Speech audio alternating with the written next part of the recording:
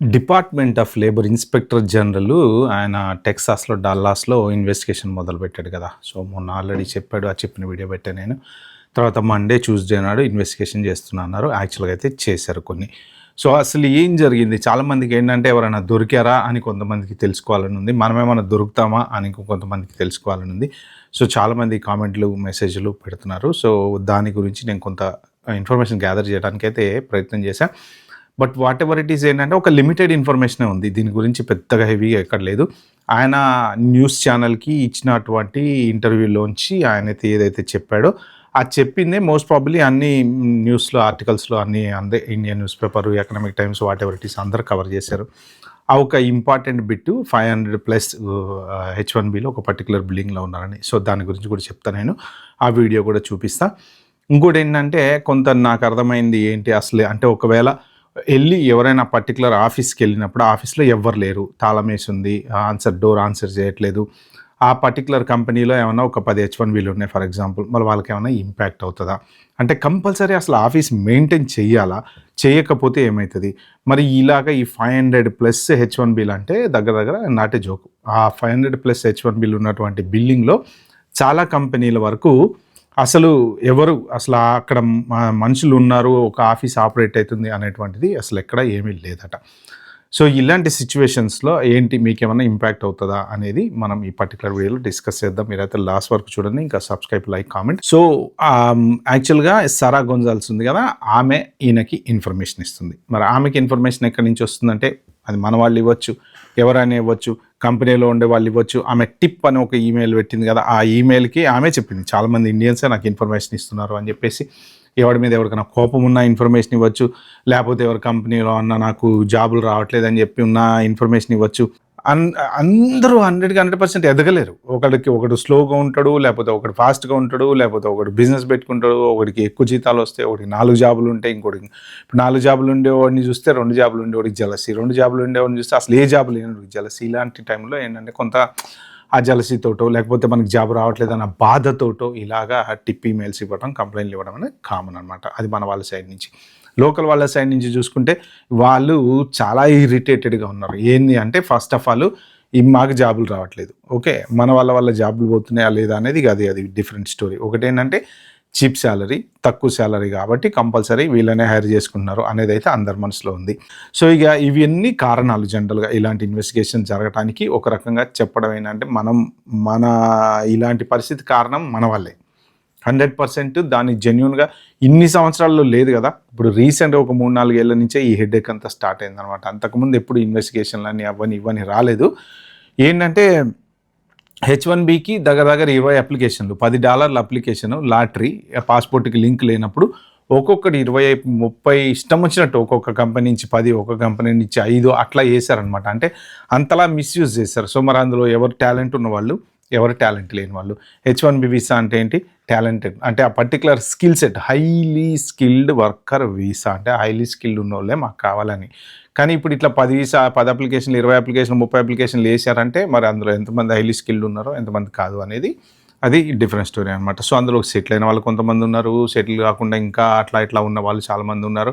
So, first of all ఒకసారి వాళ్ళు పెట్టినటువంటి ఒక 2 వీడియోలు ఉన్నాయి. ఆ 2 వీడియోలు చూద్దాం. చూసిన తర్వాత మనం టాపిక్ డిస్కస్ చేద్దాం. Everybody, it's Anthony D'Esposito, the Inspector General from the United States Department of Labor. I'm here on the ground in Dallas, Texas, with my friend Sarah Gonzalez from Blaze TV. We've been knocking on doors. We've been talking to different individuals. We've been rooting through the allegations of so many people here in the Dallas, Texas area that have exploited, extorted, and committed fraud with the H-1B visa program. Yep. Just be put on notice. We got the Inspector General. We're coming for you. Okay. So, we put on notice we have inspector general coming for you అంటుంది. అంటే ఇది ఒక దాంతోనే అయిపోలేదు. ఇప్పుడు వీరు చేసినటువంటి ఇన్వెస్టిగేషన్‌లు 10, 15, 20 whatever it is వాటితోటి అవ్వలేదు. ఇంకా ఇది ఫర్దర్‌గా కంటిన్యూ అవుతది అన్నట్టు చెప్పారనమాట. సో, ఈమె దగ్గర చాలా ఇన్ఫర్మేషన్ ఉంది. ఆ ఇన్ఫర్మేషన్ వాళ్ళకి పాస్ చేస్తున్నారు. ఆ పాస్ చేసే ఇన్ఫర్మేషన్ యూఎస్‌సిఐఎస్‌తో కలిసి వీళ్ళు డిపార్ట్మెంట్ ఆఫ్ లేబర్ వాళ్ళంతాలో ఆల్రెడీ డేటా గ్యాదర్ చేసుకునే ఉంటారు కదా! గ్యాదర్ చేసుకున్న దాని ప్రకారమే వెళ్తారనమాట. సో, అయితే ఇప్పుడు ప్రెజెంట్ సోషల్ మీడియాలో బాగా తిరుగుతున్నటువంటి విషయం ఏంటంటే ఒక పర్టిక్యులర్ బిల్డింగ్‌కి వెళ్ళాము. ఆ బిల్డింగ్‌లో 500+ హెచ్-1బీ వీసాలు ఉన్నాయి. అసలు ఎవరు లేరు అక్కడ, డోర్ నాక్ చేసినా పట్టించుకునే వాళ్ళు లేడు. మరి H1B visa highly skilled visa కదా, ఇట్లా కంపెనీస్ ఇలాగ మిస్యూజ్ చేసినాయి అని చెప్పేసి అదే న్యూస్ అన్ని చోట్ల తిరుగుతుంది అనమాట. ఆ వీడియో కూడా ఒకసారి చూద్దాం, చూసిన తర్వాత ఇంకా ఫర్దర్గా డిస్కస్ చేద్దాం. We are on the ground in Texas. We are in a building here with 2 stories, probably a couple of dozen offices, tech companies, and we've been knocking on the doors. Just this building alone has over 500 approved H-1B applications, and we're knocking on doors and we're not getting much answers. So it's very hard to believe that these visas that are supposed to be issued for unique uses by companies who need them to stay in business here in the United States of America. Not only are they not even behind the door, but the doors are shut, the lights are off, and it doesn't seem like anybody's been here for a while. Okay right, ఇదే simple matter. ఈ మ్యాటరే అన్ని news పేపర్లలో వచ్చిందనమాట. So ఇప్పుడు అని చెప్పింది ఏంటంటే 500+ H1B visas ఈ పర్టికులర్ బిల్డింగ్లో ఉన్నాయని చెప్పి వచ్చాము. ఆ ఎవరు కూడా ఆన్సర్ చేయట్లేదు అనమాట. ఓకే రైట్, ఇప్పుడు మనం డిస్కస్ చేయాల్సింది ఏంటంటే, ఇప్పుడు ఒక కంపెనీ ఏ అనేది ఉంది. ఆ కంపెనీ ఏకి వాళ్ళు వెళ్ళి తలుపు కొట్టారు, ఎవ్వరు లేరు అక్కడ, ఆన్సర్ లేరు, ఆ లైట్ లేదు, ఏం లేదు. ఆ లెటర్స్ ఏమై ఉంటే అన్నీ ఆ డోర్ దగ్గర పడేసి ఉన్నాయి. ఫర్ ఎగ్జాంపుల్, అది ఇంతకుముందు యూట్యూబ్ వీడియోలో ఒక ఆమె చూపించింది చూడండి, ఈ లెటర్లన్నీ ఇలా పడేసి ఉన్నాయి ఇక్కడ. అంటే వీళ్ళు అసలు ఎవరు రావట్లేదు అనమాట. అంటే ఇప్పుడు ఇక్కడ ఈయన చెప్పడం కూడా ఏంటంటే, అసలు ఏ యాక్టివిటీ, అఫీషియల్ యాక్టివిటీ అనేది లేదు అనేది చెప్తున్నారు అనమాట. సో మరి ఇలాగా జనరల్గా ఒక కంపెనీ ఉందండి, పెద్ద కంపెనీ, గూగుల్ అనే కంపెనీ ఉంది, లేకపోతే మెటా అనే కంపెనీ ఉంది, వాళ్ళకి ఒక కంపెనీ ఉంది, ఒక యాక్టివిటీ ఉంటుంది, ఒక బిజినెస్ ఉంటుంది. అట్లా ఈ చిన్న కంపెనీలు ఉండకూడదా అంటే ఉండొచ్చు, సోషల్ కంపెనీలు ఉండొచ్చు, తర్వాత లీగల్గా అన్నిటికీ ఉన్నాయి. ఓకే, ఆఫీస్లో ఎవరు లేరు, అది ఇల్లీగల్ అంటే కాదు.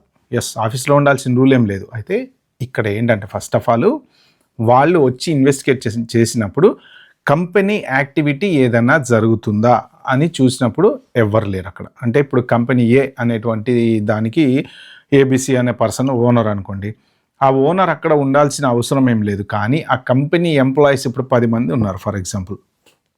ఆ 10 మంది ఎంప్లాయీస్కి సంబంధించినటువంటి ఎంప్లాయీస్ ఆఫీస్లో ఉండాల్సిన అవసరం లేదు, వాళ్ళు రిమోట్ వర్క్ చేయొచ్చు. ఇదే కదా మెయిన్ ప్రాబ్లం ఎక్కడ వస్తుంది ఇక్కడ అంటే, ఆ లూప్ హోల్ ఏదైతే ఉందో, ఆ లూప్ హోల్ రిమోట్ వర్క్ అనేటువంటి లూప్ హోల్ ఎప్పుడైతే కోవిడ్ వల్ల వచ్చిందో దాన్ని అందరూ వాడుకుని ఎక్స్ప్లాయిట్ చేశారు అనేది వీళ్ళు అంటున్నారు అనమాట.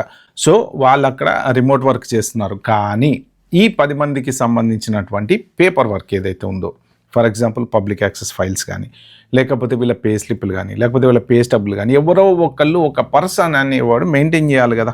అండ్ వీళ్ళకి సంబంధించిన డేటా ఏదైనా కావాలి అంటే ఇవ్వటానికి రెడీగా ఉండాలి కదా. మరి వచ్చి మేము డోరు కొడితే అక్కడ ఎవ్వరు లేరు, మరి ఎవరు ఇస్తారు మాకు డీటెయిల్స్?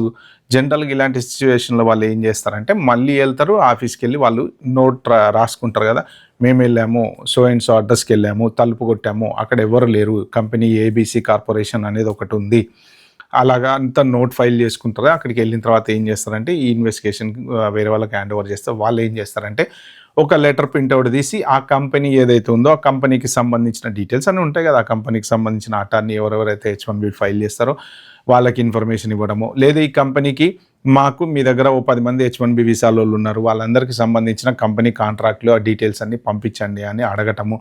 వీళ్ళు దానికి ప్రాపర్గా ఇన్ టైంలో ఆ పబ్లిక్ యాక్సెస్ ఫైళ్ళు, తర్వాత పే స్లిప్లు కానీ, లేకపోతే కంపెనీ కాంట్రాక్ట్ లెటర్స్ కానీ, ఏ H1B LCL సంబంధించిన ఇన్ఫర్మేషన్ కానీ, అవన్నీ ఆన్ ద డాట్ మంచిగా పర్ఫెక్ట్గా సబ్మిట్ చేశారంటే ఏ ప్రాబ్లము ఉండదు.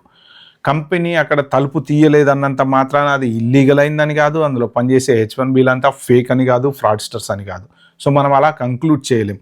కానీ వాళ్ళు గనక ప్రూవ్ చేయకపోతే అప్పుడు వీళ్ళకి డౌట్ వస్తుంది అనమాట. Okay, something is fishy, so ఈ కంపెనీలో ఉన్న H1Bలు అయితే 100% కరెక్ట్ కాదని. అప్పుడు ఏంటి, ఫర్దర్గా ఆ ఉన్నటువంటి 10 మంది H1Bలు ఏమేమైతే ఉన్నాయో వాటిని చెక్ చేస్తారు. అసలు ఎల్సీఏ కరెక్ట్గా ఉందా, ఈ పర్సన్ ఆ లొకేషన్ ఏదైతే ఉందో అక్కడ కరెక్ట్గా ఉంటున్నాడా, అసలు ఆ క్లయింట్ అనేవాడు ఉన్నాడా, క్లయింట్కి లెటర్ ఇలాగ ఫస్ట్ కంపెనీని చెక్ చేస్తారు. తర్వాత కంపెనీ నుంచి ఎటువంటి రెస్పాన్స్ రాకపోతే అప్పుడు ఎంప్లాయర్స్ని చెక్ చేస్తారు.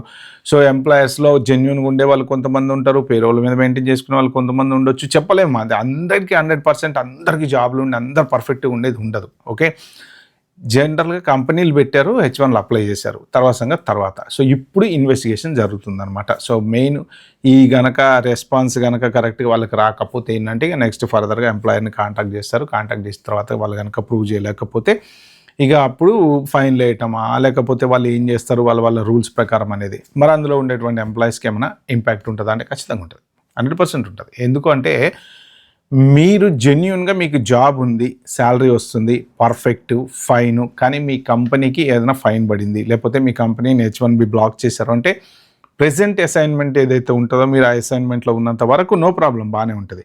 కానీ నెక్స్ట్ ఫర్దర్గా మీకు H1B ఎక్స్టెన్షన్లు రాకపోవచ్చు, లేదు మీ పాత ఏమైనా హిస్టరీ తవ్వితే ఎక్స్టెన్షన్లు రాకపోవచ్చు, మీరు చేంజ్ ఆఫ్ ఎంప్లాయర్ ఇప్పుడు ఈ కంపెనీ నుంచి కావద్దు కదా, మళ్ళీ చేంజ్ ఆఫ్ ఎంప్లాయర్ పెట్టుకున్నారనుకోండి అప్పుడు కూడా మీకు వీసాలు రాకపోవచ్చు. అంటే మీ పాత హిస్టరీ 100% క్లీన్గా ఉంటే మోస్ట్ ప్రాబ్లీ ఏ ప్రాబ్లం లేకుండా రావచ్చు అనమాట. కానీ ఈ కంపెనీ ఫేక్ కదా, ఈ కంపెనీలో ఎవరు లేదు కదా, ఈ కంపెనీ డీటెయిల్స్ సరిగ్గా ఇవ్వలేదు కదా, ఈ కంపెనీ శాలరీలు సరిగ్గా మెయింటైన్ చేయలేదు కదా, ఈ కంపెనీ పే స్లిప్లు మెయింటైన్ చేయలేదు కదా అని మీ జాబ్ కనుక జెన్యూన్గా ఉండి మీ లైఫ్ అంతా జెన్యూన్గా ఉంటే మీకేమో ఇబ్బంది రాదు, మీకు ఆఫర్ ఇస్తారు, వేరే చోటుకి వెళ్ళచ్చు, అలాంటి సిచ్యువేషన్స్ ఏమి ఉండవు.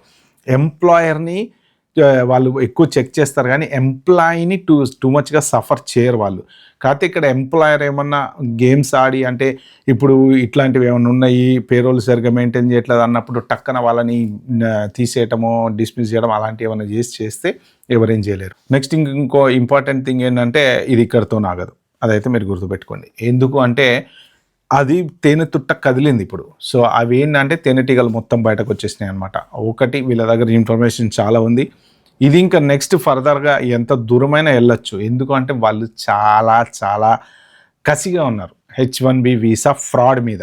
ఒక్కటి గుర్తుపెట్టుకోండి, వాళ్ళు దేని మీద కసిగా ఉన్నారంటే H1B వీసా ఫ్రాడ్ మీద, H1B వీసా మీద కాదు. ఎందుకంటే వాళ్ళు పెద్ద కంపెనీస్లో పనిచేసేటువంటి వాళ్ళు కానీ హైలీ స్కిల్డ్ వాళ్ళు కానీ ఎటువంటి ఇబ్బంది లేకుండా పనిచేసుకున్నట్టు H1B వాళ్ళని ఎవరిని వాళ్ళు ఏమంటలే. వాళ్ళు అనేది ఏంటంటే ఓన్లీ ఫ్రాడ్ చేసిన వాళ్ళనే. అంటే H1B వీసాల మీద చిన్న జాబుల కోసం అక్కడి నుంచి హైలీ స్కిల్ అని చెప్పేసి ఎవరిని పడితే వాళ్ళని తీసుకొచ్చేసారు. సో వాళ్ళు ఎక్కడో పని చేస్తారు. వీళ్ళు మొన్న చూసాం కదా యూనివర్సిటీలో రీసెంట్గా ఒక ఆయన అప్రూవల్ సంతకాలు పెడుతుంటాడు, ఇంకొక ఆయన H1B అప్లై చేసి తీసుకొచ్చి పేరేమోది యూనివర్సిటీది, కానీ వీళ్ళేమో బయట ఎక్కడో జాబులు చేసుకుంటారు. ఇది ఫ్రాడే కదా, మరి 100% ఫ్రాడే. సో ఇలాగా దొరుకుతున్నారు అనమాట చాలామంది. ఇలాంటి ఫ్రాడ్ చేసిన వాళ్ళకి ప్రాబ్లం తప్ప అందరు H1Bలు కరెక్ట్ కాదు అని అనట్లేదు. మీకు గనక మీరు H1B మీద ఉండి మీ కంపెనీ అసలు అక్కడ తలుపు తీస్తున్నారా తీయట్లేదా, ఇల్లుడిచి ముగ్గేస్తున్నారా లేదా అని మీరు అనుకుంటే, మీకు ఏమైనా అనుమానం ఉంది మీ ఎంప్లాయర్ మీద అని అనుకుంటే బెటర్ స్విచ్ అవ్వడానికి ప్రయత్నం చేయండి. ప్రతి వాళ్ళకి తెలుస్తుంది వాళ్ళ ఎంప్లాయర్ గురించి, మంచి ఎంప్లాయరా కాదా, మంచి శాలరీస్ ఇస్తున్నాడా లేదా, లేకపోతే ఏమైనా డబ్బులు ఎగ్గొడుతున్నాడా, పే స్లిప్లు రన్ చేస్తున్నారు చేయట్లేదా. సో ఇవన్నీ ఖచ్చితంగా చాలామందికి తెలుస్తాయి. కాబట్టి ఒక్కటి గుర్తుపెట్టుకోండి, ఎప్పుడు బ్లైండ్గా మా ఎంప్లాయర్ కదా నాకేంటి ప్రాబ్లం అని అనుకోకండి. మోస్ట్ ప్రాబబ్లీ ప్రాబ్లం ఎవరికైనా రావచ్చు, ఏ సిచ్యువేషన్లో అయినా ఎవరికైనా కూడా ఇంపాక్ట్ అవ్వచ్చు. కాబట్టి మీ జాగ్రత్తలో అయితే మీరు ఉండండి. వేరే అంటే మీ ఎంప్లాయర్ మీద మీకు ఏమైనా అనుమానం ఉంటే వేరే ఎంప్లాయర్కి మారడానికి అయితే ట్రై చేయండి. ఓకే ఫ్రెండ్స్, ఇది వీడియోని చెప్దాం అనుకుంది. వీడియో మీకు నచ్చితే లైక్ చేసి subscribe my channel. Thank you, bye, have good day.